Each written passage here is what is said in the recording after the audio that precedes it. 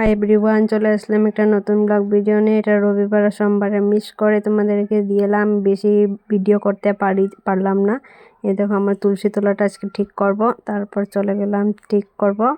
বাসন টাসন ধুয়ে নিলাম, সব বের করে নিলাম। আবার গ্যাসটা সব আজকে মুছিয়েছি, যেহেতু নিরামিষ খাবো। শনিবারের আমিষ খেয়ে নিয়েছিলাম, তো তার জন্য দেখো গ্যাসটা আবার মুছে নিলাম। মুছার পর চলে যাব কাম করতে। বাসন টাসন ধুয়ে আসলাম, তারপর দেখো আমার মেয়ে আদর করছে।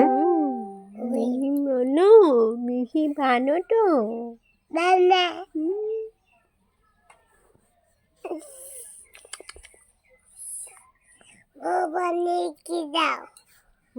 দেখতে দেখতে আমার মেয়ে অনেক বড় হয়ে গেছে। তারপর দেখো আমি তুলসীর তলাটা আর শিবের এই জায়গাটা ঠিক করলাম। তো কেমন লাগছে কমেন্টে বলবে।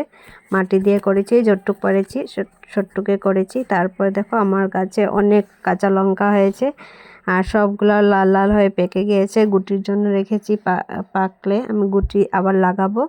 তার জন্য দেখো পারি নেই অনেক দিন ধরে, তার জন্য অনেক লাল হয়ে গেছে। আর একটা খেয়ে খাওয়া যায় না, অনেক ঝাল, তার জন্য গাছে পারি নেই। আর বাজার থেকে যেহেতু মরিচ নিয়ে আসে, তার জন্য আর পারা হয়নি। তো পারবো, যখন লাগবে তা পেনে নেব। তারপর চলে যাব আমি হুজাই গিয়ে আর তোমাদের সাথে আর ব্লগ ভিডিও কন্টিনিউ করতে পারি না। এই দেখো আমি রেডি হয়ে নিয়েছি। তো ভাবছিলাম যে ব্লগটা সোমবারে শেয়ার করব, কিন্তু না, আমি ভিডিও করতে পারিনি, তার জন্য কিছু শেয়ার করলাম না। তারপর দেখো আবার কামটা শেষ করে আবার ট্রেনে এসে গেছি। রাত্রে 11টার সময় ট্রেন ছিল। তো ট্রেনে আসার পর আর সকালেও আর কি করেছি সেটাও তোমাদের সাথে শেয়ার করলাম না। ডাইরেক্ট পুজোর এখানে চলে গেলাম পুজোতে। এ দেখো পুজো দিয়ে নিয়েছি আমি। তো কেমন লাগলো আমার পুজো? সবাইকে শিবরাত্রি অনেক অনেক ভালোবাসা। Tata, bye bye.